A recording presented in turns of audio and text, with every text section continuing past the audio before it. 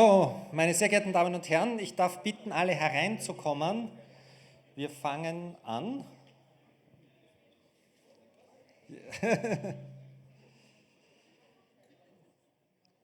Ich darf Sie auch dieses Jahr wieder sehr herzlich begrüßen zur Jahrestagung. Diesmal, ich glaube, wir haben das dritte Mal, das heißt, es ist mittlerweile schon eine Institution geworden. Ich darf mich wie immer sehr herzlich bedanken bei der Wirtschaftskammer in Vertretung auch durch den Kambis hier, dass wir die Räumlichkeiten hier nutzen dürfen und die Veranstaltung hier organisieren dürfen. Als Obmann der DAAA möchte ich natürlich ein paar Worte zur DAAA selbst sagen. Die DAAA ist eine Organisation entstanden damals aus dem Fintech-Beirat, wo man gesagt hat, wir wollen etwas machen, um das Thema digitale Assets in Österreich voranzubringen. Damals noch Diskussion, wo passt das hinein, was sind die Themen, und jetzt kommen schon mehrere Themen auf uns zu. Und ein großes Thema, das wir heute besprechen werden, ist das Thema MiCAR. Und vielleicht gleich die erste Frage in der Runde. Wer hier in der Runde weiß, was MiCAR ist, vom Namen her zumindest? Das ist einmal super. Zweite Frage. Wer wird sich im nächsten Jahr mit dem Thema MiCAR beruflich beschäftigen? Sehr gut. Das heißt, wir haben hier überall Experten drinnen. Wer nicht aufgezeigt hat, mit dem Nachbarn sprechen. Also es ist immer auch ein bisschen Crowdsourcing nutzen hier in der Runde. Ein paar Worte zur DAAA selbst. Die DAAA, wir organisieren mehrere, wir haben interne Workshops, interne Arbeitsgruppen, wir haben 4 Arbeitsgruppen, wir haben Steuern, wir haben Technik, wir haben Business und wir haben Legal. Die Arbeitsgruppe Legal wird vom Georg Bramesuber, Georg, hebst du deine Hand kurz, geleitet. Das heißt, wenn hier Fragen sind, gerne an den Georg herantreten. Wir haben das Thema Steuern mit der Nathalie Enzinger. Ich habe sie auch schon gesehen heute. Wo bist du? Hier ist die Nathalie Enzinger. Wir haben noch das Thema Business mit dem Christian Niedermüller. Den habe ich heute noch nicht gesehen, auch stark vertreten in der Runde. Und wir haben die Runde Technik mit Markus Angermann, den ich heute auch noch nicht gesehen habe. Das heißt, das eine sind unsere Arbeitsgruppen, in denen wir aktiv sind, uns austauschen. Wir haben dann unsere Beiratssitzungen, die finden 4-mal im Jahr ungefähr statt, wo wir größere Themen gemeinsam besprechen. Und wir haben dann unsere Jahrestagung. Und ich werde danach am Ende der Veranstaltung noch die nächsten Termine bekannt geben. Was ich als Sneak Peek vorweggeben kann, wir haben nächstes Jahr mit der OeNB eine große internationale Veranstaltung im Mai geplant, wo wir selbes Format, international Gäste auch wieder einladen werden, um hier die nächsten Schritte zu machen. Bevor ich zu tief in die nächsten Themen hineingehe, ich möchte sehr herzlich begrüßen auf der Bühne Kambis von der Wirtschaftskammer. Bitte deine begrüßenden Worte.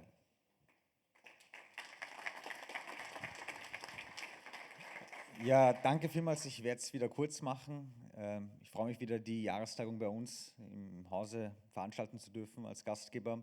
Ich mache eine super Arbeit, ihr alle gemeinsam. Es ist wichtig, dass das quasi weiter initiiert wird und von unserer Seite auch unterstützt wird. Unsere Unterstützung habt ihr auf alle Fälle, also auf Seiten der Wirtschaftskammer. Wir haben uns ja zum Thema MiCAR schon ausgetauscht. Wir sehen ja, dass es auch Vorteile haben kann und was man davon auch, wie man das nutzen kann. Wir haben gesehen in den USA, dass da quasi eine Kryptobörse nach der anderen quasi da gehen muss. Und die Frage ist halt, wie können wir die dazu bringen, dass sie zu uns kommen, oder? Das heißt, die Geschwindigkeit spielt eine große Rolle. Und dahingehend arbeiten Paul und ich auch daran, dass wir ein Format entwickeln, schaffen, damit wir eben diese internationalen Talente und Unternehmen auch zu uns bringen. Aber Zeit spielt eine Rolle. Wir können uns nicht zu viel Zeit lassen. Andere Länder sind da uns im Voraus. Deswegen ist es wichtig, dass es die DAAA gibt, die Jahrestagung gibt, dass es euch gibt und dass wir alle daran arbeiten. Genießt die kommenden Stunden, fühlt euch wie zu Hause, habt eine gute Zeit, tauscht euch aus fachlich und freue mich, dass ihr hier wieder seid. Und das war es eigentlich von meiner Seite aus. Danke vielmals. Herzlichen Dank, Kambis. Danke nochmal und wirklich danke für die Unterstützung auf jeder Ebene, dass wir hier diese Dinge umsetzen können. Now I switch to English because our first panel will be in English. We have Paul Wessely from OeNPAY who will lead our first panel. Please welcome him on stage and thank you for the first panel.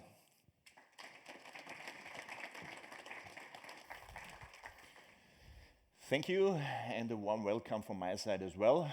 I will lead the first panel, which is in fact MiCAR and its economic implication. For those of you who haven't raised their hands before, MiCAR is the Markets in Crypto Asstes Regulation.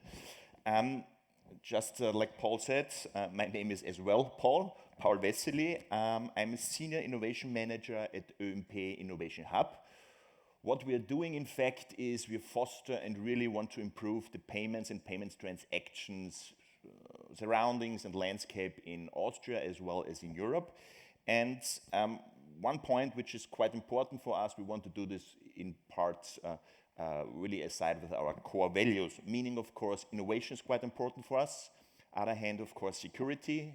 Always when you're making a transaction, a payment you want to have it's secure. And of course, for us as well, quite important is inclusion. If there is digitalization, if we are going to use new payment methods, of course, one point is really that you're going to take everybody with you, because otherwise you will not have a broad adaptation. And of course, the fourth core value of us is sustainability. We're not only talking about economic sustainability or social sustainability, but of course as well ecological sustainability. But just to sum that up, what we want to do, we want to make payments hot.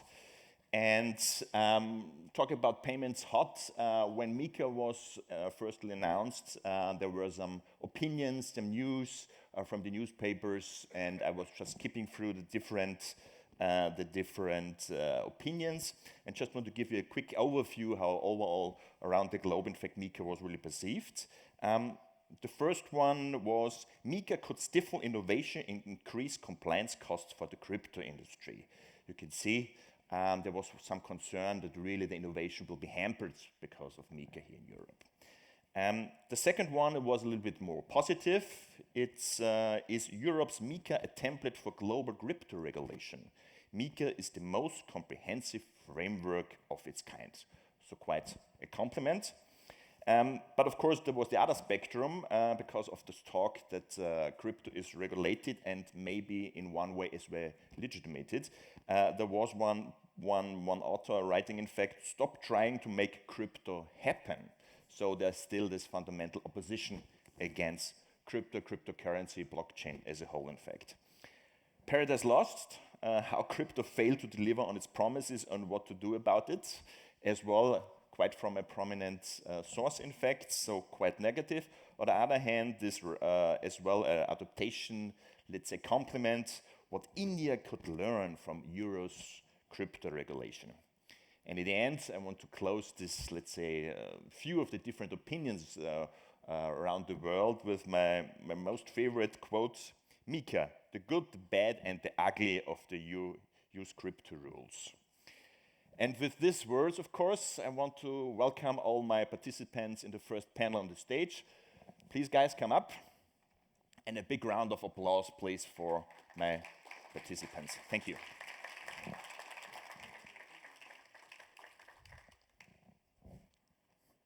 Just as you like.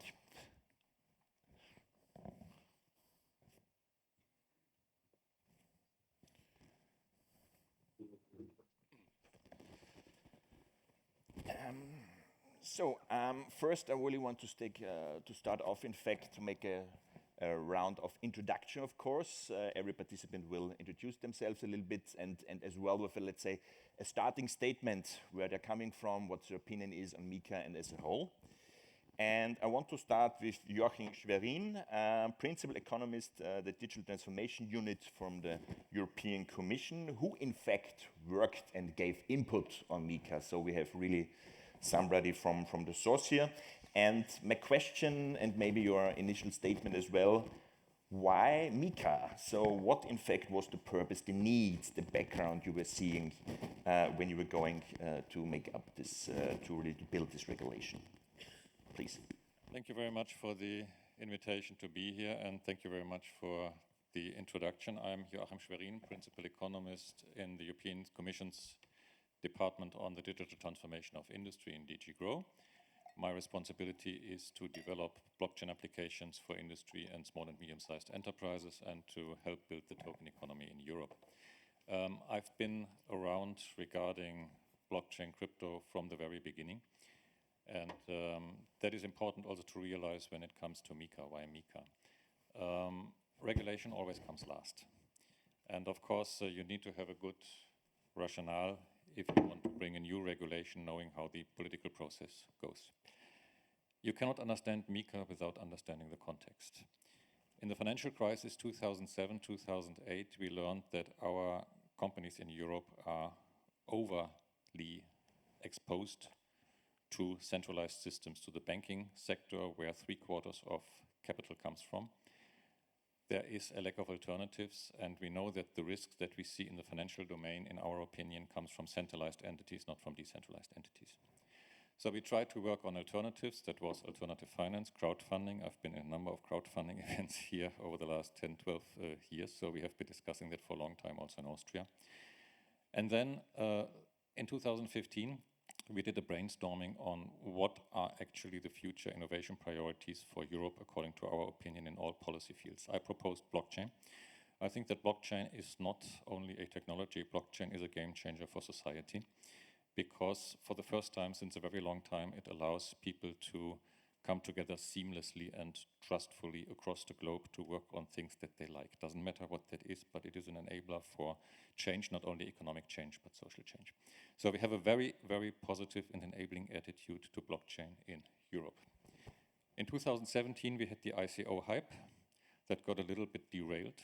But at that time, we realized that there's a big potential also in the field of finance that goes beyond, let's say, self-organization and small platforms, etc.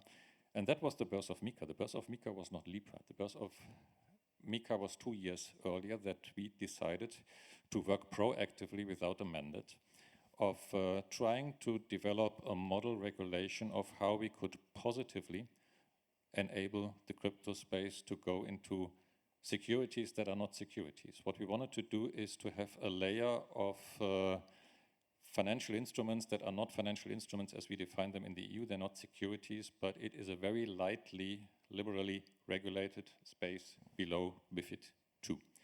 And that is where we created the 2 first pillars of the 3 pillars of MiCAR. Then we didn't have a mandate, so you need to have a mandate formally in the work program to come with a regulation. So it was in the drawer.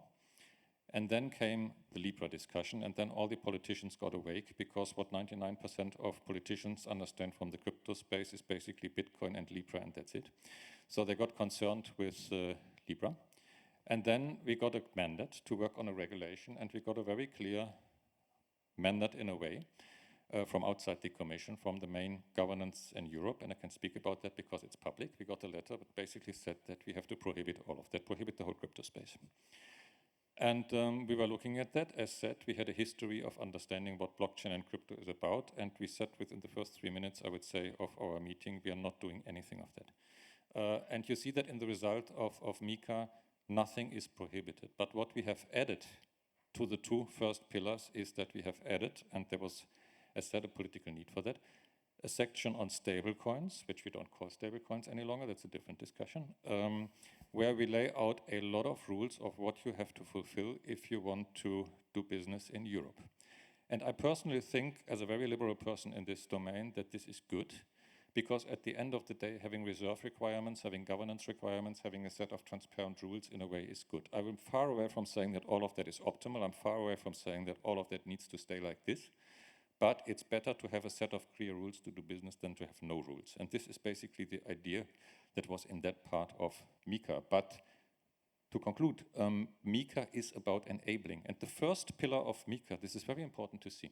First pillar of MiCAR is actually what is not in MiCAR, because the risks do not justify regulation. And this is DeFi, this is DAOs, this is NFTs, this is Bitcoin and crypto mining. This is a lot of things which we have deliberately excluded because we think that it is very much pro-innovation, pro-business. We do not want to regulate that. And the second pillar is the main part, in our opinion, of MiCAR, which is not stable coins, it is utility tokens. And the section on utility tokens is revolutionary in the way that we have reversed the burden of proof. So you launch your project, you send your white paper, it's not a prospectus, to the national regulator, you don't wait for approval, and you can launch immediately in 30 countries. You get a passport. That is a first thing like this in any form of big financial regulation that there is, and that for us is truly is a tipping point in that discussion. So we want to be positive, we want to be constructive, we want to learn, also carry those national administrations with us to learn. We are far away from having a final and meaningful rule set. I would say when we look at the whole crypto set, we might have covered 3%, whatever. Don't pinpoint me on that guess, but it's a tiny, tiny part that is in MiCAR.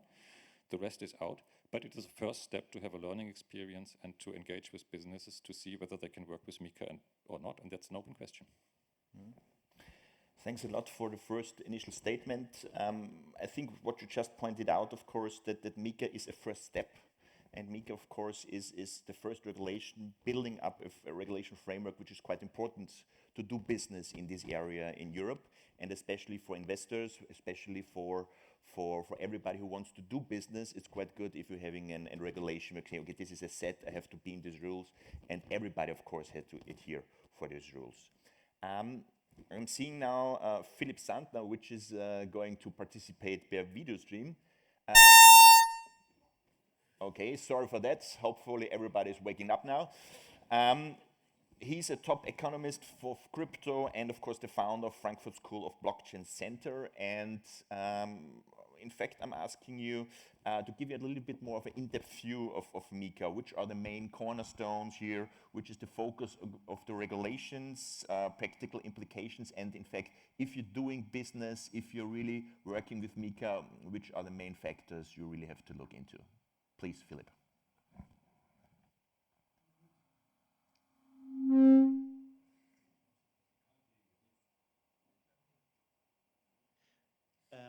The point is the following, to basically bring everyone up to speed to understand what MiCAR is and to lay out the very basic principles. I would like to very briefly do this. So how has it been created? What was the motivation? The motivation, in my personal opinion, was twofold.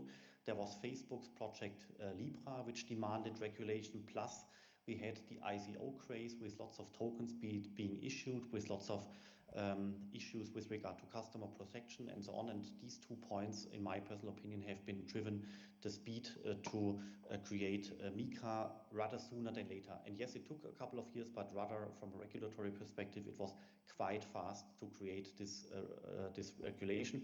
We can also see this because in other countries around the world, look at the US, for example, such a regulation has not been created yet. So yes, it took a couple of years, but still it was quite fast.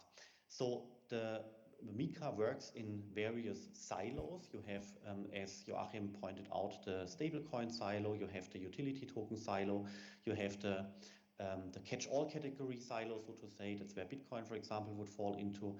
And this way you have various silos with various specific regulations. Then for these silos, you have various functions, so to say, which will regulate the financial service providers. That would be custody, that would be trading, that would be price discovery and other things. And this way you have functions and silos, speaking very illustratively, and this basically creates the span for the entire MiCAR regulation. That's basically how I see it. The interesting thing is that in case you look at the MiCAR from an absolute perspective, independent from any other country around the world, and you come to the conclusion that the MiCAR is not perfect. There are some issues here and there. There are partly redundancies in the legal text. Stable coins are not perfectly done, and so on and so forth. DeFi is missing, and so on. So it's not perfect from an absolute perspective. But the point is, the absolute perspective does not really matter, because we are always, as Europe or as Germany, Austria, whatever, we are always also be viewed in competition to other regions around the world. For example, the US or Asian countries, Dubai as a Web3 hub, and so on. So we always have to look at the MiCAR, comparing it to other regulations out there. And in case you do this, then you come to a different conclusion. Then you can say MiCAR is a regulation which comes right in time, because we need such a regulation now where adoption is increasing. And we also have a regulation which is covering everything around crypto assets, from stable coins to Bitcoin. So it's quite broad. And therefore, in my mind, MiCAR is good, because you have to compare it to other regions and other countries around the world, what they have been doing. I think this is a very, very important point, which really needs to be mentioned. And then to close this opening statement, I would also point to the following question: for whom has MiCAR been designed? Is it for individuals? Is it for consumers? Is it for startups? Is it for improving the economic footprint of the European Union? Is it the banks out there? For whom has MiCAR been designed? My opinion here, and please let's discuss this, my opinion here is that the MiCAR has been designed primarily with customer protection in mind. That's basically due to the ICO craze, which has happened a couple of years ago. And then second, it has been created primarily for regulated entities which are capable of getting a license in Europe. This then also means that MiCAR is not a supporting instrument for startups. Startups will have difficulties here and there complying with the MiCAR rules because it's financial market regulation, which is not necessarily something any startup can do automatically. Hurdles are quite high. And therefore, to conclude, I would argue that the MiCAR has been designed for larger organizations which are capable of dealing with regulatory requirements. Plus, it has been required with customer protection in mind, which leads to the consequence that startups might have it difficult here and there to comply with the rules sketched out in MiCAR. That's the point I wanted to make, and now let's please discuss in the next minutes or next hour. Thanks a lot, Philipp. I'm quite I think that really that you were talking about, there are some positive aspects of MiCAR. There are maybe some aspects which are not that good, in fact, in terms of innovation and something like that, if I can interpret that your statement regarding the addressees of MiCAR. So the good and the bad and the ugly, it seems like really there's a mixed bag, especially if you are, let's say, on this side or the other side of a believer or non-believer in blockchain and crypto. And if you're talking about the opinions around the world about MiCAR and different regulations, I think we're talking about a big bear is hunting us, and we do not have to outrun the bear as Europe.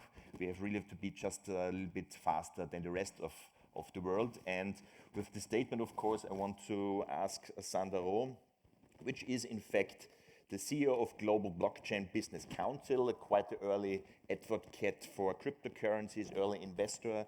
If you're looking around the globe, if you're looking in the US, for example, what is your take, in fact, of the regulation initiatives there? Can we, as Europe, outrun US when we are in chase of the big bear hunting us?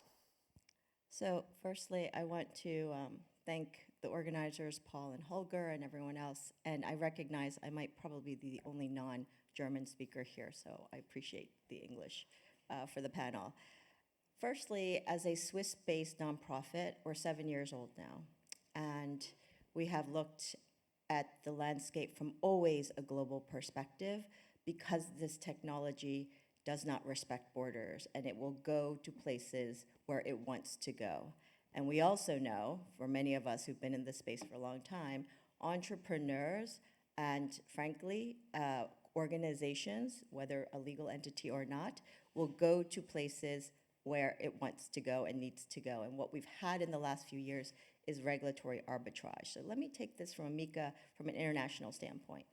So number one, there have been regimes that have come up with standards and regulatory frameworks. Switzerland, Singapore, UK in some context in the early days of 2015.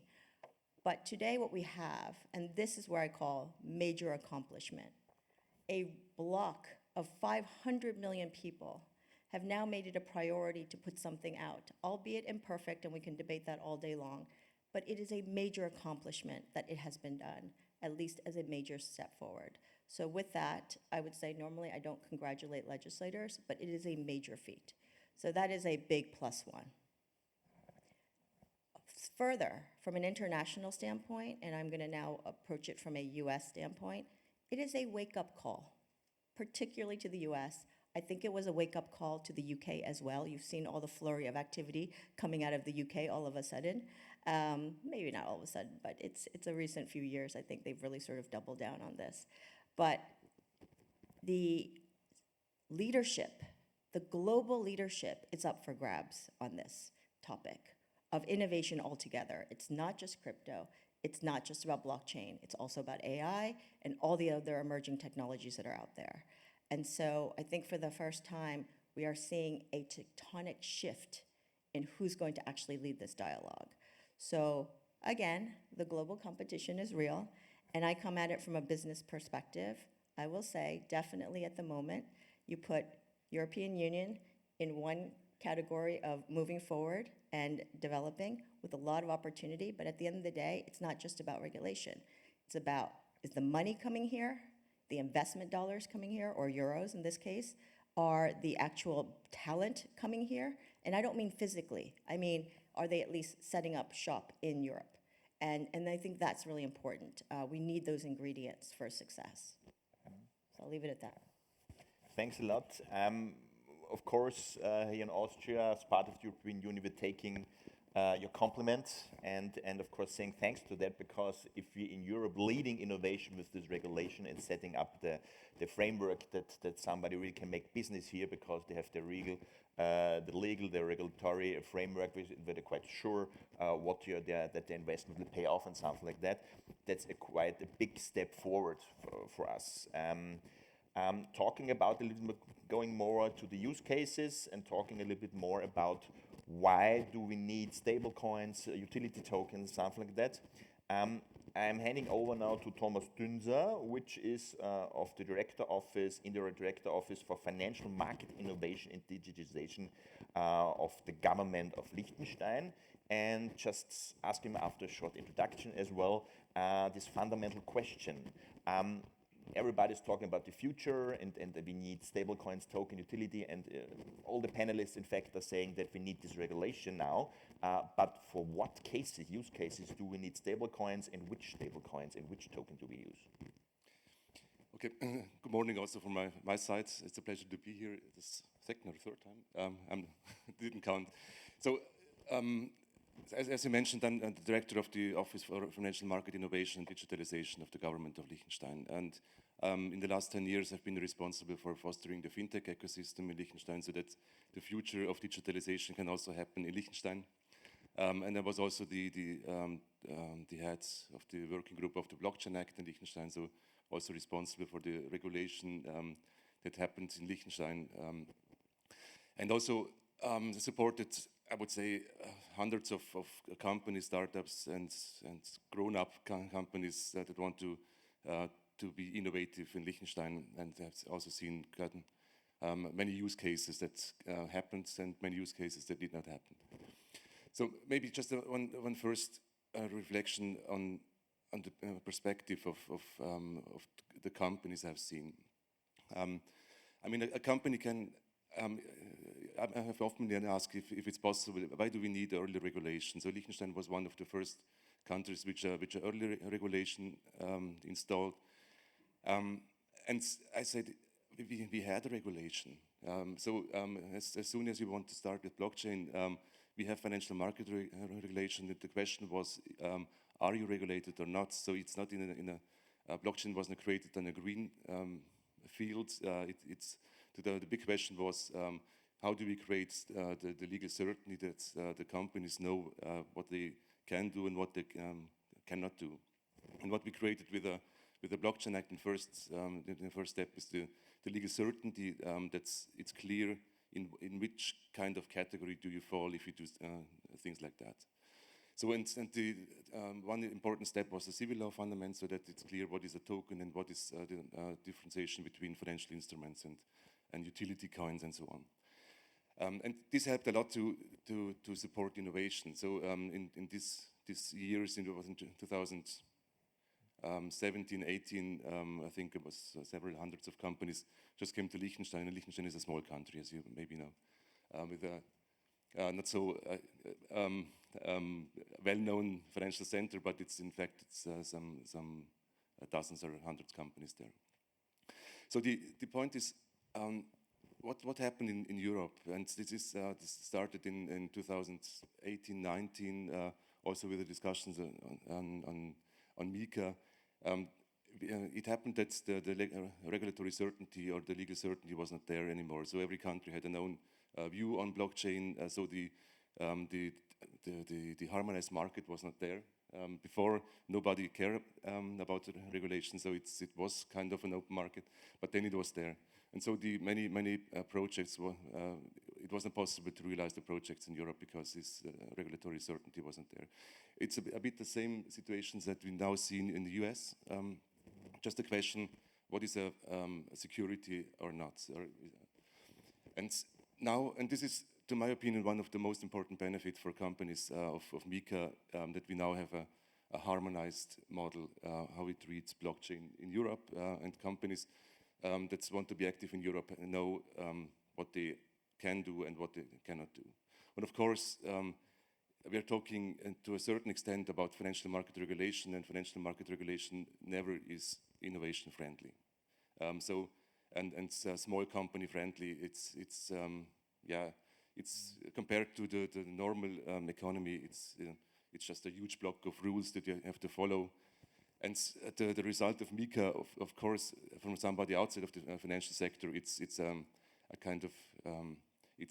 looks a bit strange if you look at those rules. But if you come from the financial sector, you see that the outcome of MiCA and what we have now as a set of rules is much better than it could have been if you look at the standard financial market regulation. So in that case, it's innovation friendly, but it's not at the maximum innovation friendly because it's financial market regulation.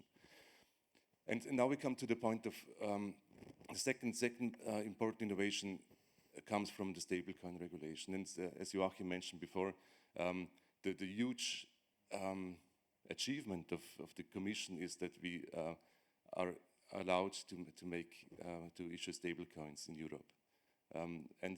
So we have this strange name, asset reference token. Among us, we could call it stablecoin, but it's more a political decision, I would say. The other part is the e-money token, just the digital euro. And this is very important because I've seen many companies that failed because they did not manage the access to fiat currencies. And because sometimes you need just a banking license if you handle with fiat currencies. And so the step between the regulated financial sector and the fiat sector and the blockchain companies was almost not possible. And this now we have, and this is for many applications, and not even in the financial sector, but also in the token economy. So the real economy based on blockchain is also only possible if we have tokenized money.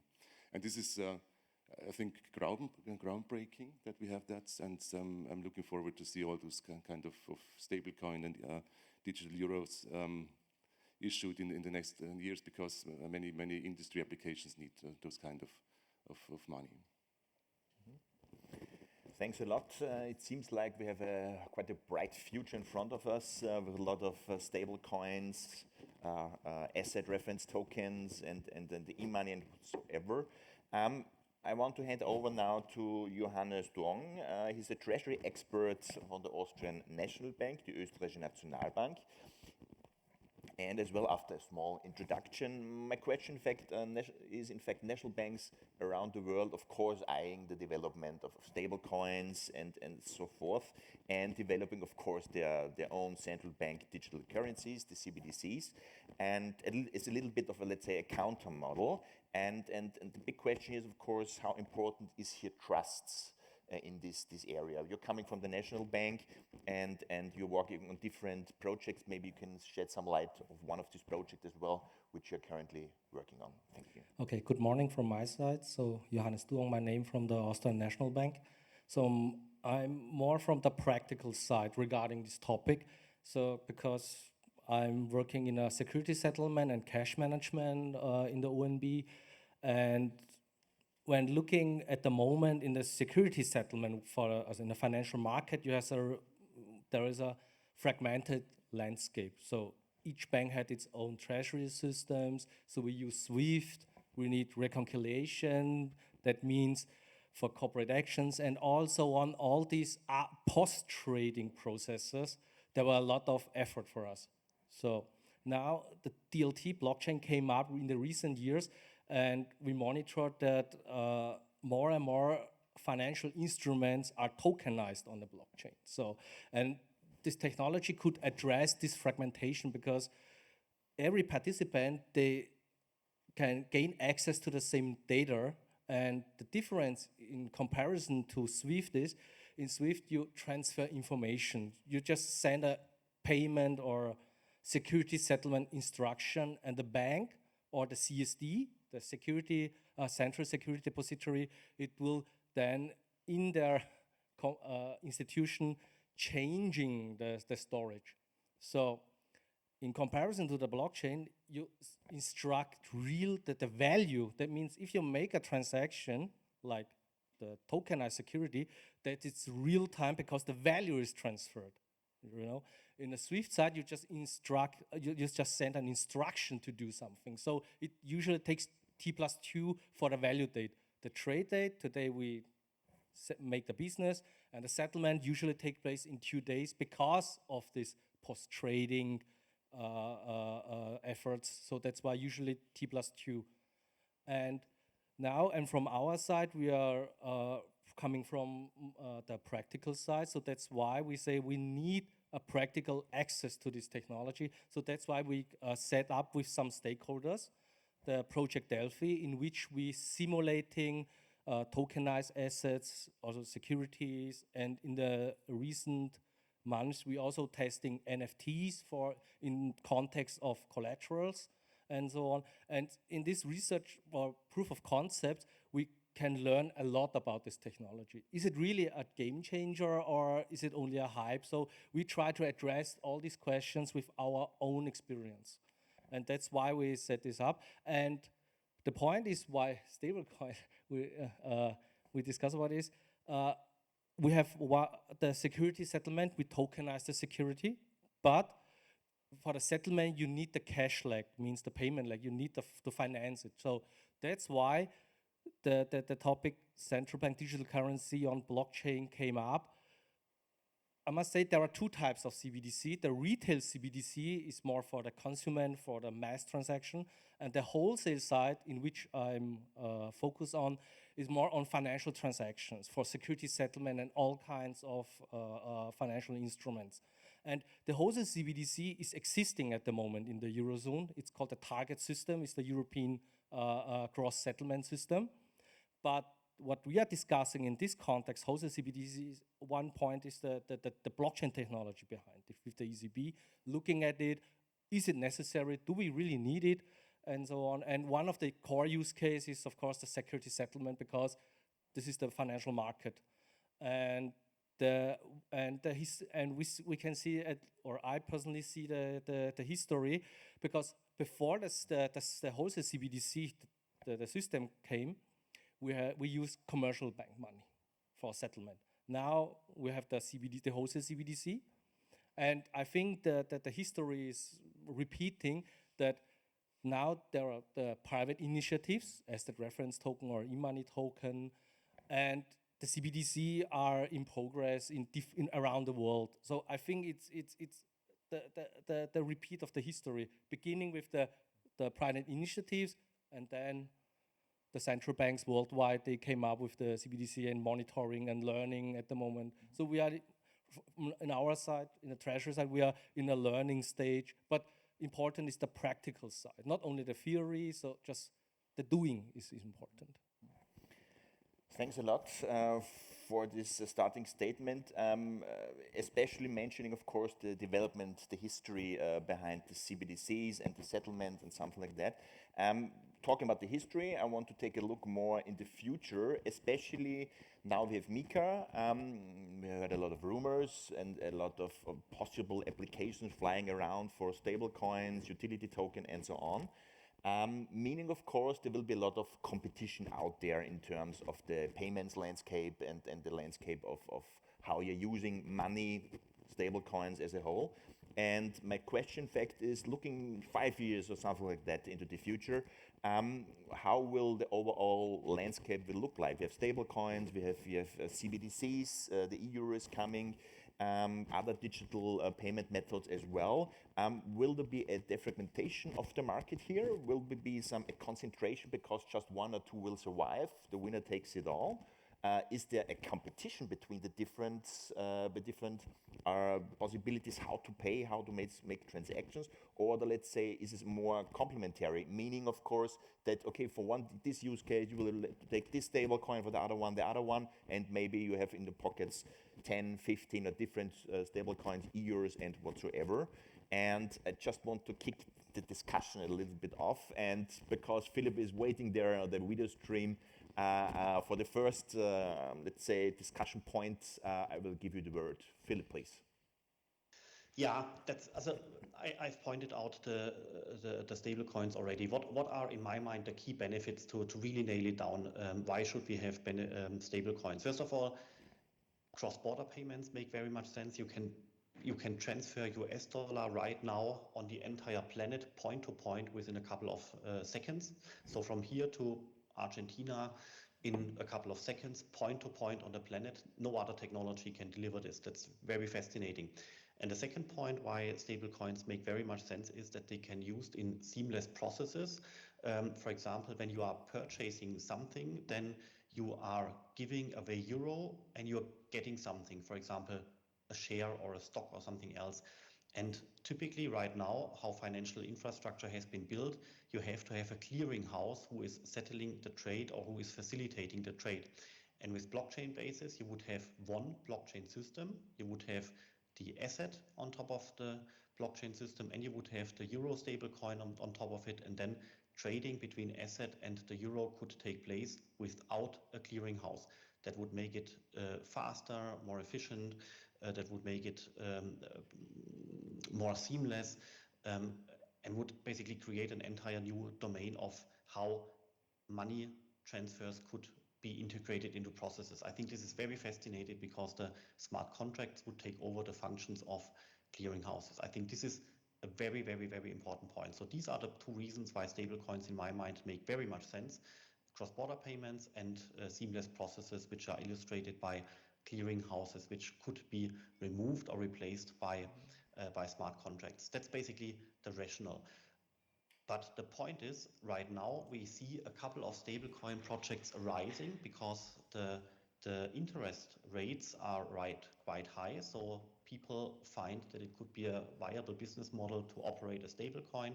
But the problem is you have to have a high volume of euro out there. Otherwise, this business model will not work. And I currently have the feeling that companies or teams out there are having quite a struggle to find the domain where stablecoins could be applied to. For example, recently I talked to one stablecoin team who want to make the stablecoin available for industrial use cases, supply chain, and so on and so forth, which sounds interesting, right? But the point is, when you talk to the industry is not interested in these stablecoins right now because of the transparency they are right now allowing. Yeah, you can look on the ledger which money is being flowing around. So the industry is skeptical because of the payment transparency enshrined in blockchain systems. That's why industrial use cases yet have to be developed in a broader sense. Plus, I also talked to guys from Siemens and other huge corporates. They want to have a stable coin which has a counterparty risk they can accept. So they do not want to operate a stablecoin payment where the stablecoin has been issued by a startup, but they would love to have a huge banking consortium issuing the stablecoin such that this huge banking consortium also creates a counterparty risk which can be digested by Siemens, right? So these are the 2 points why industrial use cases at this point of time do not make so much sense and are difficult to grasp. So what are we left with? Yes, stablecoin makes sense, but they have to be large. They have to have an acceptable counterparty risk, and finding clear use cases where they can be applied to is not easy. And why is this? Because we already have the US dollar in place there. So the US dollar is already used for cross-border payments. The US dollar is already here and there used for seamless payments. For example, when you look at the DeFi ecosystem, and therefore it's not easy to build a significant euro stablecoin, which is then also having some importance in the world, given the situation of the difficulty of use cases, given the situation of the counterparty risk, and given the situation that US dollar stablecoins are already existing. That makes it honestly not very easy to build it, but the chance is definitely there. I think the best chance we would have is in case a large-scale European consortium of banks are jointly setting up a joint venture for creating a stablecoin. I think this would make very much sense. I rather believe, unfortunately, that this will be an oligopolic structure. That means you might have 2-3 large-scale stablecoins for the euro, but in my personal opinion, it doesn't make sense to have 20, 30, 40 stable coins all issued from smaller entities or startups, right? I think that doesn't make sense. In my mind, it calls for an oligopolic structure, and this demands large-scale organizations to move into this space. And I'm not seeing this yet, but maybe there is more happening in the background. Thanks a lot. Some very interesting points. What you pointed out, in fact, that there will be maybe a lot of stable coins, but in the end there maybe be 2 or 3 stable coins from big structures. There will be, of course, the issue of trust, because stable coins are based on trusts. That's one of the main points here. And the thing of the use cases, of course. If you have a killer use case like the SMS wars with mobile phones, then of course you will have quite a mass adoption quite easily. Or, and that's another thing, of course, if one of the big players, as you just mentioned before, are coming into the market with a stable coin and have already quite a huge consumer base, of course, their adoption will be quite fast as well. So just looking around on this side, so you think maybe there was this in, I think in Europe, but otherwise as well in the video, there was this Video 2000 on the one hand, and VHS, where 2 systems were competing, in fact. And in the end, of course, there was just one winning. Will there be 1, 2 stable coins and that's it? Or will there be a more defragmented market over there? Sandra, I can, if you want to. Sure. Just a few thoughts off the back of what Philipp said. Number one, today's problems will not be 5 years' problems. So today's problems, what are they? We are friction-filled when it comes to Web3 world operating their economies and Web2 world operating its economies. Because ultimately, if you're a Web3 company, you need fiat currency. It just doesn't matter what you are. Most likely, you probably need some level of fiat. And that access point right now is friction-filled and transaction cost-filled. Has anyone done a USDC into dollar transaction or similar? 155 basis points taken out of $10,000. I'm not happy about that. What kind of transaction fee is that? But that is what's happening right now. So that's an issue. Competition will solve for that. I have no issue as a former banker saying the more competition we bring in, let the market sort it out in terms of within a regulatory framework, let the market sort out which stable coins or which companies that people trust. To me, let markets reign. We'll see. But the second point, 5 years from now, where do we end up? I'm looking at the wallets, and I'm looking at digital identity solutions that integrate the wallets, because the KYC AML friction point is real, and we have to get to a place where there is a balance between keeping out terrorist financing, illicit financing, as well as innovation. And the problem right now is we do not have good tools for any of that. And it's either too cumbersome for business or it's not regulated sufficiently to achieve the final goals of getting the bad stuff out. I'll just put it that way.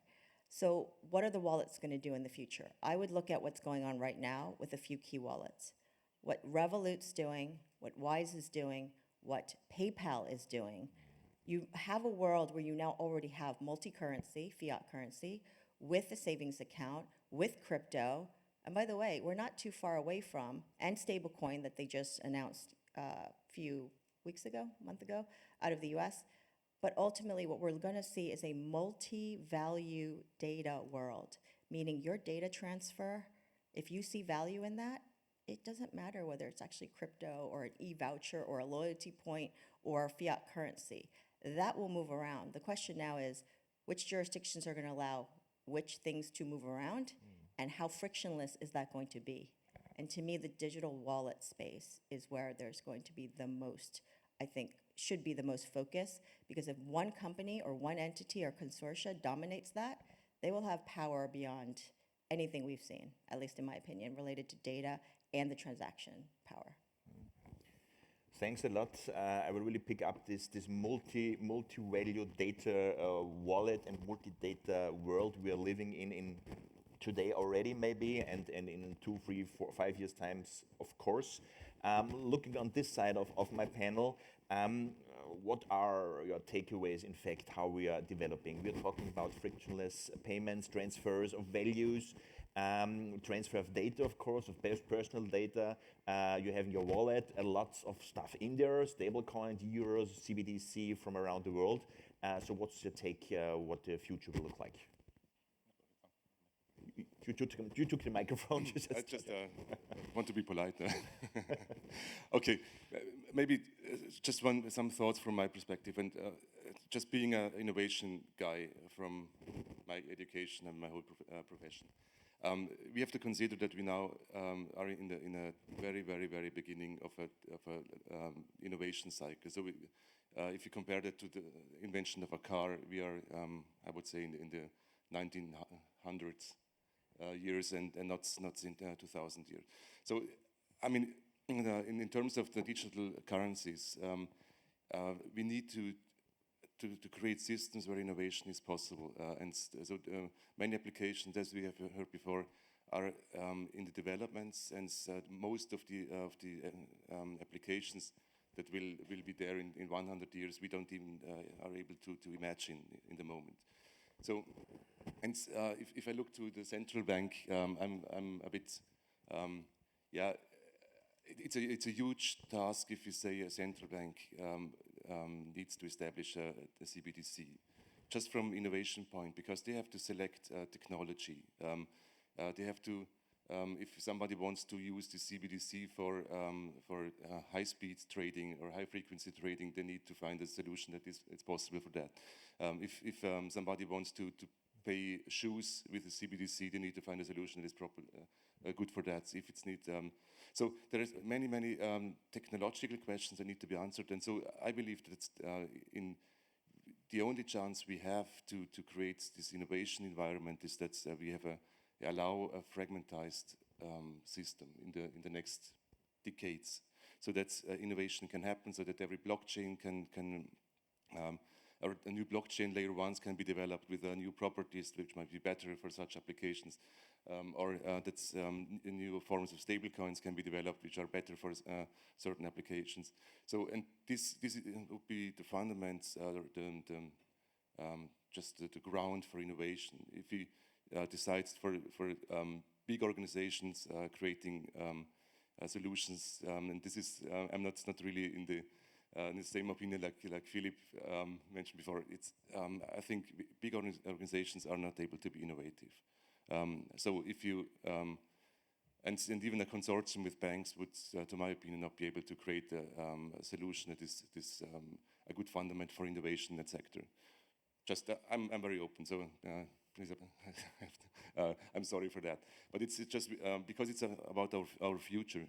If you make the wrong decisions in the moment, this innovation will not happen in Europe at least. And so and this is from maybe in 10 years, 20 years, 30 years, there will be kind of a saturation, or we have a mature system environment where some key CBDCs or key digital currencies will established or will be established, and then it's a different way. But now it would be the wrong decision. And so yeah, all applications. What Philipp mentioned before, all problems that we see now. I think it's really a friction problem, as Sandra mentioned, and so this needs innovation, the creativity of many persons that we find good solution for that. Thanks a lot. Of course, you don't have to be sorry to be open here, especially on this panel, especially amongst us here at the DAAA. We are a little bit, and I love this comparison you're saying at the beginning. If you're building a car now and inventing a car, we are somewhat in the early 1900s or something like that. and we here, especially in this room, of course, a little bit of a groundbreakers here. And sometimes we're a little forgetting when we're talking about stable coins and digital payments, whatever, that the mass adoption is not happening yet already. Who is having, in fact, I don't know if it's 5 or 10% in the population which is having a wallet or thinking about stable coins, or that the EU is coming or whatever. So my question, and handing over to you, Joachim, now, is if we have this mass adoption, if we're really going forward and have a lot of use cases where really the everyday guy or gal, in fact, is using stable coins and euros and whatever is in their wallet, in fact, in the e-wallet, will it be just one of them, one stable coin, and one stable coin rules it all, or will there be a lot of them, and because a lot of different use cases, every stable coin will be different, and we all, in fact, have to deal with a lot of stable coins, currencies, tokens, and as-word reference tokens, utility tokens in our pockets, and will there a world of all the different possibilities, or just one focused, one or two coins in my wallet, please? That last one, certainly not. And I would like to bring a couple of elements together that have been very rightly said by the other panelists. And let me start with two things that Philipp has said. Actually, one thing which he didn't say, but which he has said in the past a lot, so listen to his other speeches. That basically we are discussing here with crypto assets a field within financial and capital markets that is still very, very small. So for us, the priority is to get volume in this, to scale this, which is exactly why MiCAR came about. And Philipp, the second thing you said, and it's also of course correct, is that MiCAR is not good for startups. I would say for specific startups. I will come to that point, and I will also address the question then. I mean, we're sitting here in the Wirtschaftskammer, and I've spent a lot of time over the last 10 years in my previous responsibility for SME policy in Austria in this building here in discussions, which is why this startup aspect is also very important to me. What we will see when the market will scale, and it is scaling rapidly, and it will do so, is that there is much more diversity than we even envisage now. And that is a whole spectrum that is coming into this play. MiCAR is about intermediaries. It is about creating trust for those that need trust. That is an important, but in my opinion, minority group of what is out there in the crypto business. But that's institutional investment, traditional financial players, family offices, whoever has money and needs to have certain rules. And we see also in complement of that what already happens. Take the German electronic securities law and everything, which is very rapidly happening in the market there. There's now a huge movement in the market that is very much professionalizing the access to crypto markets. That completely takes the wind off those in the legacy system that are still bashing on blockchain without any reason, that think it is temporary, they think it is full of crime. The opposite is true. And now, with the opportunities created by MiCAR, we can show that we can get volume in the market. But the door is open with a regulation. A regulation never suffices. Now come the technical and administrative standards. Now comes the learning at the national level. And the next 2 years, the next 1.5 years will be extremely crucial in order to fill that with life. We see the international comparison. What we have achieved so far, and Sandra has said it, is we have opened that door. Who goes through that door, we will have to see, because there's a lot of rules still as regards to if you come to Europe, to what extent will you be exposed to the banking system, what about your reserves, what about other rules, etc. What we have achieved is now that the big global players are hedging their risks. They're opening offices in Europe to check out what is possible. That is a positive step forward, but it is far away from the final objective, if there is ever a final objective. If I now look broader into this space, with all due respect to my American friends, I say that as an economic historian, over the last 500 years, we have seen that every 80 to 110 years, the lead currency in the world changes. We are at this moment.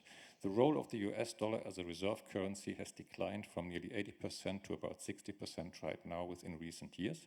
With the current global developments, with the BRICS coming up with solutions, etc., we will see within the next years very, very quickly a complete fragmentalization of what we see as the global currency markets. That's my personal opinion. It's not necessarily the opinion of my organization or anything else. But I think it will happen. What it means is that this innovation will even increase. There will be different setups, and it gets even broader like that. In the next section, we see it here on the program. We talk about the Digital Euro package. Now, the Digital Euro package, and I helped drafting it, is two things. It is the rules on the digital euro, but at the same time, we have updated our rules for cash. And it's a package. It's on the digital euro and it is on cash. And in my opinion, and I'm very much a cash person, I would say the only two things that I would love to deal my transactions with is cash or is stuff like Monero, where I know that my privacy is covered. That is what I trust. I do not see any digital solution that has the functionality of cash as we see it now, not a digital euro, not any sort of CBDC or whatever, because it is centralized. And let's get down to basics. We start with blockchain, we start with crypto, that is decentralization. It is, I'm not saying it's a law of nature, but it's nearly that. It's a godlike feature in the world that if you go again with decentralized technologies towards more centralization, you're going to the wrong way because of everything we see, not only on blockchain, artificial intelligence, cloud, whatever you have in this space here, it creates a lot of risks.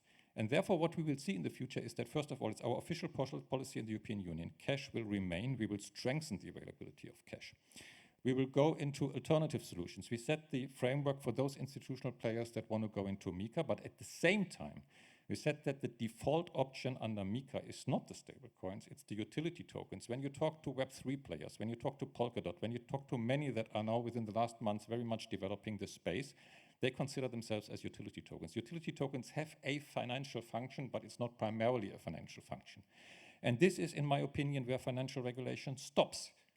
I mean, I know that there's a discussion about DeFi regulation coming up. Some people call it MiCAR 2.0. It's not coming from inside the Commission, I can tell you. But if we get that, and we can next year with a new political program, what kind of DeFi is that builds on financial regulation built on intermediaries? In my opinion, that would be fake DeFi, because true DeFi is not based on intermediaries any longer. So what we are currently working in is already the next level.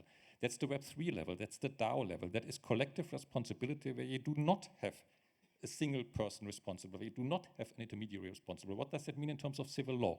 What is a legal wrapper for a DAO? How can you actually have a decentralized coordination process where you do not disclose identity the way that we disclose identity now? And I think that's very important for society. Though these things cannot be seen from the perspective of the legacy system, they must be seen from the opportunity space that is there. And therefore what we get in the next 5 years is a tremendous increase in variety of the options about there. You mentioned the wallets. 10% indeed of Germans already hold wallets, but these are private wallets. People are thinking a lot about the public wallets, but I can tell you from everyone that I speak to, even within the space, we're currently thinking about public wallets for organizations, perhaps individuals, not even remotely for machines. But Philipp said it, that's precisely what industry needs. Industry needs completely integrated programmable payment solutions within their value chains. And these solutions are out there, but these solutions will be presented by the private sector, which is why we have started also with the banks, with industry, a project we call Tokenize Europe 2025, where we look into the best practice examples for industry of this space here, and it will complement the public sector activities. At the end of the day, the public sector is and will remain in the backseat. It can open certain doors, but the path of innovation is so quick. The only thing that you can do is, if you want to survive, you swim with the flow. You don't swim against the flow. You try to influence that in a way, but the solution will be indeed much more diversity. It will have to be built from the small companies. And I can tell you, last remark on that, I'm currently focusing with a lot of activities for the next Commission program on blockchain applications for the real economy, where I think that really the beef, it's not in finance, it's a real economy. And it is amazing on the digital product passport, on DAOs, on many of these aspects, how good our startups in Europe actually are. I am completely surprised when I talk to them what solutions they have already in their drawer. They are waiting for more legal clarity. They are waiting for educated people to get into this space, which are two very, very important things. But all of that is already there. And this is basically what we have to activate, and you do not activate by getting the traditional players. And the traditional players create the volume within which you can swim, so the lake is getting bigger, but at the end of the day, who will swim? I'm completely with Philipp. It's not the big banks, it's the startups.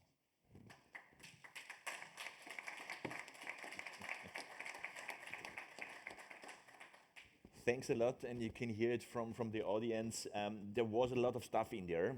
I think I love this picture. You opened the door, and a lot of stuff is coming through, a lot of opportunities. The space of opportunities is widening up for everybody. And in fact, I think we're really living in quite interesting times where maybe 5 years we're sitting here again at the next in 5 years DAAA conference and thinking about different stuff we are really doing on Web3 applications we're not really now really thinking of. And what is quite interesting is this on the one hand side, the mass adoption maybe will come from big players, and we're talking about trust, but the innovation is coming from the small players, from the startups, and startups from our sector, from finance sector as well, but from the normal, let's say, normal startups in the traditional economy where they're saying, okay, we have a new idea and they really want to implement that. But just said before that the startups, the private sector is in the back seat, talking about the front seat. In fact, talking about the national banks. So how do you see how the CBDC will fare in this surrounding? In fact, Johannes, how do you see how overall they will fit into the landscape? So what I can see is, or what I'm focused on the wholesale side for the security settlement, just the use case.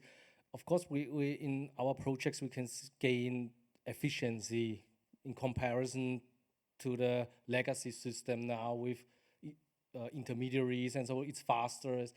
But regarding the public blockchain, when we are doing research on that, we see there are some points that still should be answered. For example, transaction fees. I mean, it's a good technology, fine, but the transaction fees it's we called it as a wild west. We don't know how to you know, when you make a transaction, okay, fine, it's fast, but it costs you, I don't know, $100 per transaction. I mean, it's more a pain point. And regarding the asset reference token, especially, or asset back token or reserve back token, last time I heard there are so many terms for the same. So I refer to the official term asset reference token. So there are collaterals behind it. I think today nobody talk about the collaterals behind it, because each of the stable coin, they should be collateralized. Means you need high liquid assets and so on. And we see in the USDC case that it could be depegged if something happens here in the value chain. So we have one side the innovation, but on the other side, it must be secured for the users. Otherwise, we can see some cases. USDC was one of the cases, and as Sandra said, stablecoins or asset reference or whatever e-money token, they will come and go in the next time, I think, because and of the collaterals, this is something very important. This is something for the trust. And the second thing is, who is the issuer of the token behind it? Yeah? And this all should be also regulated. And all that the collaterals behind it should be transparent. That everybody should know what are the collaterals behind these coins, and who is responsible, who is managing all these collaterals behind it. I think all these questions should also be addressed. Innovation is important, of course, but the safetiness for the users and institutions are also important. Thanks a lot. I mean, what I'm quite sure about is that a lot of stuff will happen in the future, especially if this coin, stable coins token, and there will be some Terra Luna effects as well, and moments, and there will be some hypes, and something will go down because of the structure of the contract or whatever. But I think we're living quite in times which are changing. You just mentioned before, the dominance of the US dollar is declining. There are different geopolitical centers emerging, and the competition between them, and as well, and you mentioned that as well before, data is becoming one of the maybe main currencies we are dealing with, and everybody has to look into if I want to give my data, including in my payments, which I'm doing now, in fact, to the payment provider, big tech company, or maybe a traditional financial company like a bank or something like that. Now, in fact, after this first round of discussion, I want to give the speech a little bit to the audience, meaning, of course, if some of you is having a burning question who really wants to ask, and there is a hand already up there. Can maybe somebody, we have 2 microphones somewhere around here? Perfect. Thanks a lot. Thank you. Sorry, it's a bit loud. For the great discussions. My name's Max. I want to follow up on what Joachim said before. So basically, we have new elections upcoming in the European Parliament, start of next year. And we see also from discussions with the Commission that the significance of blockchain for financial purposes is at the bottom low right now, and that it's not a matter of great importance to the European Parliament as well. So we as leading blockchain associations in Europe are trying to really put to the forefront right now the use case of blockchain. Something that was raised in the discussions was that the use of blockchain for financial purposes may not be the key to actually urge the overall significance of blockchain-based applications, but rather also look into real-life use cases, like Joachim said, like into gaming, into social media, for example, or the cross-sectional application of blockchain with, for example, artificial intelligence, in a sense of use for blockchain as making the use of artificial intelligence more secure through providing proof of source, and thereby also highlighting the significance of blockchain-based applications in order to make it, again, like it was 5 years ago, a key part of the innovation process and one of the priorities for the European Union to build their digitalization process on in the next 5 years. So my question maybe to Sandra, because I think it's very important to also get a global picture on this approach. How are the jurisdictions or the states where the money flows are dealing with these issues? Like I'm talking about the Middle East, I'm talking about Asia. Do you see that blockchain right now there is mainly discussed in the financial sector, or is it other areas which build the key focus of discussions? Thank you. Okay, I'll give a shorter version related to, I'll just start with the US. So the US landscape is very much a patchwork, as you all know. And there's a term that some of us use, hot mess, if you've ever heard that term. It can seem like a hot mess from outsider looking in on the US, but actually I would say there are a couple key components that are happening that are actually quite telling. Number one, private sector continues to pour money into innovation. However, where has that innovation shifted? Innovation has shifted to AI. Where blockchain does get a lot of attention, both from politicians and from regulators and from investors right now, is blockchain related into AI. That's definitely been a very big point. We actually sit on a number of AI councils now at the United States state level. I can't disclose which states, but they've all created AI-related working groups with private sector because they're trying to get their heads around what is going on, what is the opportunity, and what are the risks. So AI into blockchain, absolutely hot right now. But again, we're talking about longevity. It's a hype cycle at the moment, but it's also a real cycle as well. And the key is to figure out what is the noise and what is real, and then obviously building a business, or in case of any entrepreneurs here, where do you lean in and actually put your resources and your time and your money? From a US perspective further, if AI is taking a lot of the innovation bandwidth and budgets, and by the way, we have a lot of big Fortune 500 corporates, they have also told me they have a finite innovation budget. A lot of that budget is now going towards AI, which means blockchain coming down the priority. And so the blockchain folks, of course, who are still building, are fighting for every allocation of budget. So that's what's going on in a lot of places.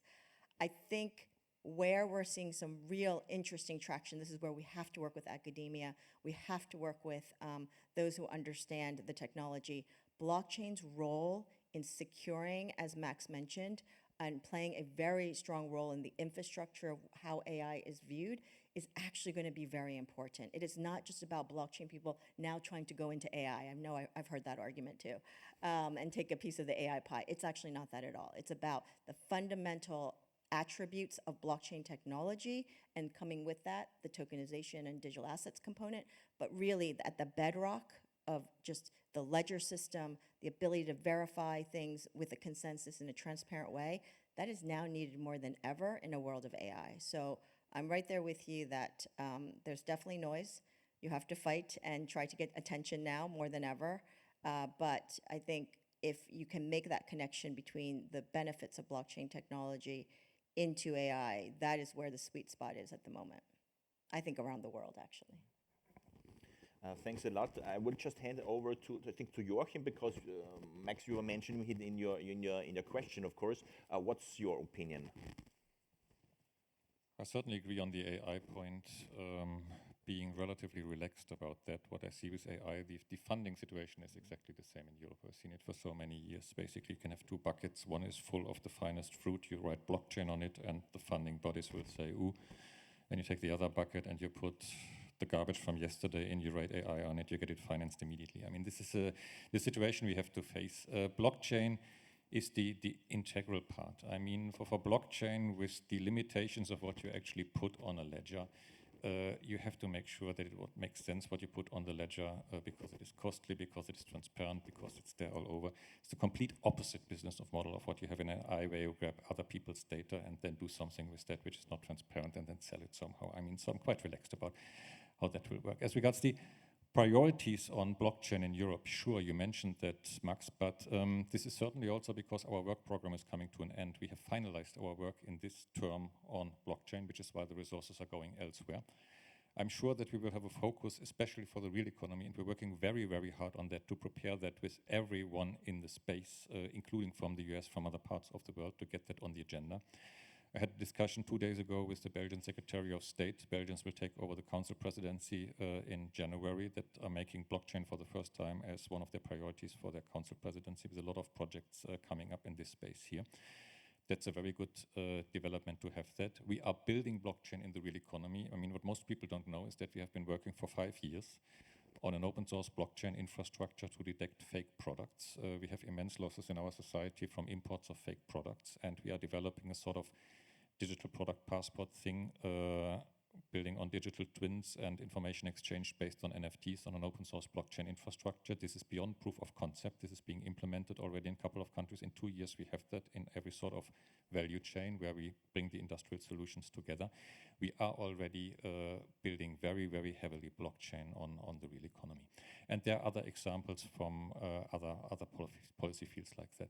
So I think it will definitely remain a priority. The good thing, in a way, Sandra, I don't know how you see it, how the others see it, is that it's a little bit under the surface. It is happening in a very, very solid way. It is happening in a way of people that very, very much understand that. But I would say in governance, it's the medium to lower level that is driving that. Because also, let's face it, that's the young people that are coming in the space. I mean, I'm now telling very harsh words for everyone older than 50, which includes myself. I mean, I started my career in academics after the fall of the Iron Curtain, looking at the transition on the centrally planned economies to the market economies. And we tried all our best to understand how can you get innovation and growth into a system where people have grown up with centrally planned economies.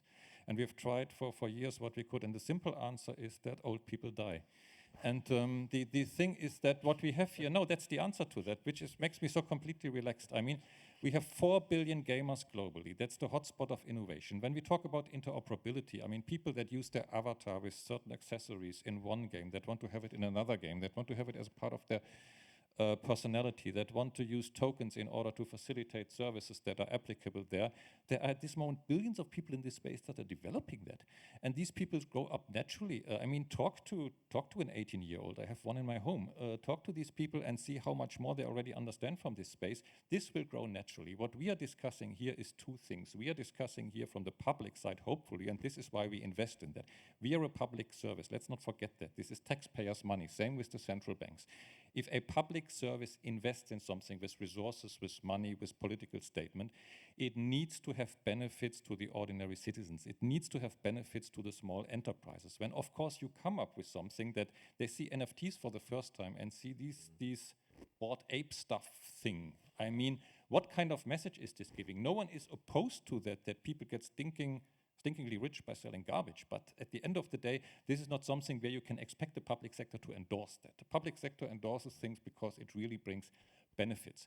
And that is something where I think that the positive message needs to be in that regard. This will definitely happen. It is on people's mind. And I think that with the natural throughput of the 20-year-olds being 30-year-old in 10 years, or what a statement, put that on Twitter. That is something where I think there's a natural development in this space. And if you want to defend that or fight against that, it's a lost fight. It's what I tell people that tell me that all of this is crap here. I mean, sorry to say that, go home and die, because at the end of the day, this is the future, what we're talking here, and the best thing that we can do is help develop it.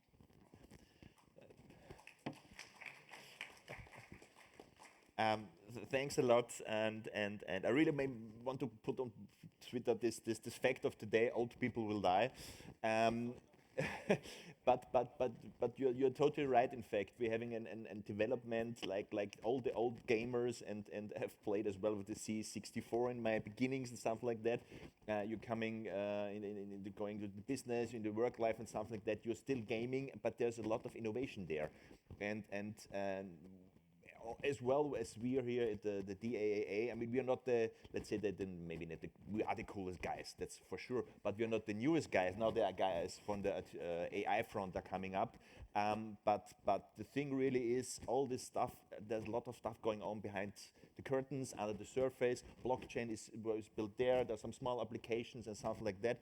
Maybe the hype from crypto is a little bit maybe over. NFT hype as well is definitely a little bit over, but there are NFTs, for example, out there with real utility, which you're using and saying, okay, you can use this for something, maybe for identification or something like that, or as a passport to go into a nightclub. And there are a lot of things going on behind the curtains, and more blockchain and crypto is going to be a little bit more the everyday life, maybe a lot of persons, of the population. And just handing over to Philipp to get you into discussion. How do you see, especially it's of talking about the hype around AI and crypto going a little bit in the background, needing some funding, fighting for funds in the different companies and something like that. How do you see the overall development?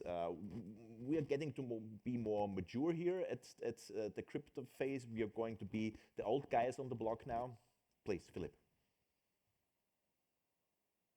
I think you're on mute. Yeah, thank you very much for reminding. Yeah, it's a very interesting question. With blockchain, I saw adoption happening over the last 7 years since I'm running and since I have founded the Blockchain Center at the Frankfurt School of Finance. So yes, there has been faster movements, lower movements, also a bear market and so on. But the way the awareness of blockchain technology is currently diminishing or decreasing is something I have not seen so far, right? It's very interesting to see how various domains are changing independently from each other. For example, the digital euro and what the European Central Bank is doing is getting more and more and more awareness, but that's not something for startups. Then we have the domain around digital securities with the new laws, Germany and elsewhere. That's very interesting, and we do have a little bit of a hype in this digital security domain. Years ago, you would have called it security tokens. And yes, there will be a wave of security tokens coming, but it will take a long time and it will be very slow. So that's positive but slow. This is positive but slow. But now let's move to the Web3 domain. That's basically where the public awareness and the interest in the domain has really been decreasing significantly. You could also say that it has been crashed. That's the Web3 domain, but yet interest in Bitcoin right now is at least stagnating and slightly positive developing. So from these domains here, where what I see is that especially the Web3 domain with the tokens and all kinds of things is not developing very nicely. We have decreasing interest, and this really seems to be the case that artificial intelligence is basically capturing the awareness, and also media and journalists have more fun right now writing about AI and so on. So you have various domains which are developing independently from each other, but there is no domain here where you would have really lots of dynamic, lots of speed, lots of development there. That's the case. So yes, we are moving in a positive direction, but very, very slowly, partly stagnating. That was Bitcoin, and Web3 domain is currently decreasing, not even stagnating. It has lost interest right now. Interestingly, there is one subdomain of Web3, which I would call carbon tokenization. This is, in my mind, the only domain where I see strong growth and interest in startups and so on and so forth. At least from the general public. There is always interested within the ecosystem to the ecosystem, you know, like from one Web3 company to another Web3 company, that's fine. But where is interesting coming from the outside world towards crypto assets and blockchain? That's primarily currently where I see primarily, as I said, in Bitcoin to some degree, and in carbon tokens as a subdomain of Web3. But honestly, it has been there have been better times out there. Currently, it's really stagnating, and as we all know, also a little bit frustrating these days. Mm-hmm. Thanks a lot. You are reaching for the microphone, perfect. Thomas, the crypto part, the blockchain part, is it over, or is it just going to be a more slowly growth but steady growth? A lot of things happening without the public spotlight on it. Yeah, this is exactly what I wanted to stress out. So.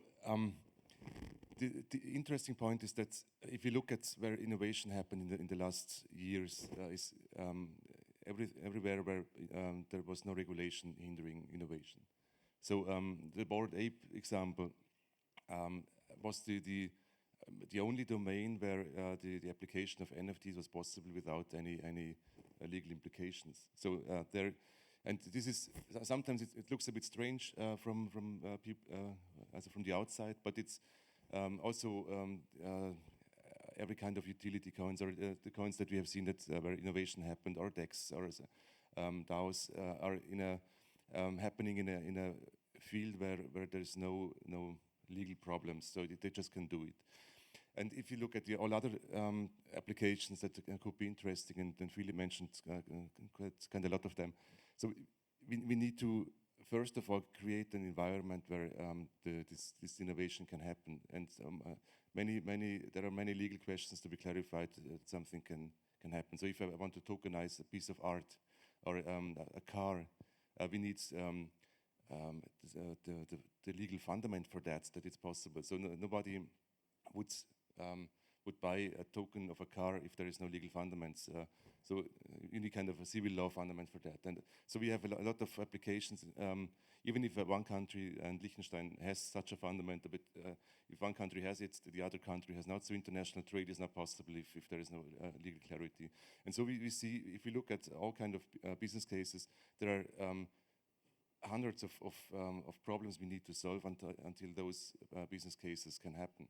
And so I'm kind of happy that the hype is over, because every time when I see there is a hype happening, I expect some silly things to happen, coming either from regulation or from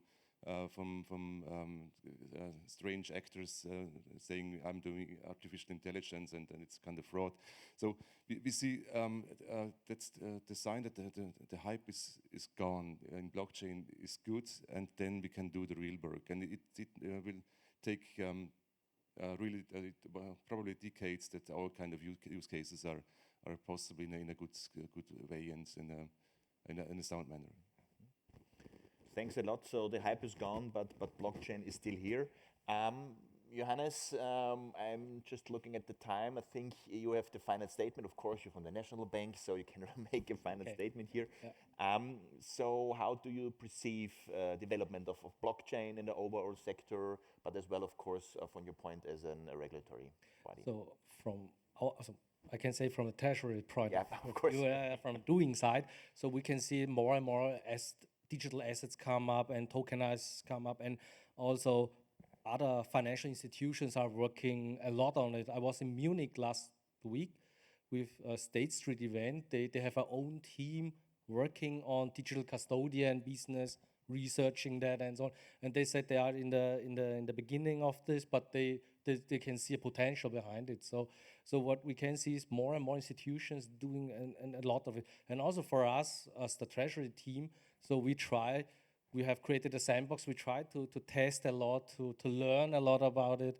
And also it's important to communicate with the blockchain community. When I see the audience, I think most of you know me already, and I know you. So I think this is very important to keep up the communication and exchange, and keep it open for the communication. At least from our treasury side is doing that. Thanks a lot. And with these closing words about ongoing communication in a community and that we are building the future, in fact, I want to close this panel. And a big thanks from my side for the panelists. It was a great discussion. And of course, a big thanks as well for the audience. Thank you. Thank you very much. Perfect. So thank you very much again, and a big applause for the panelists.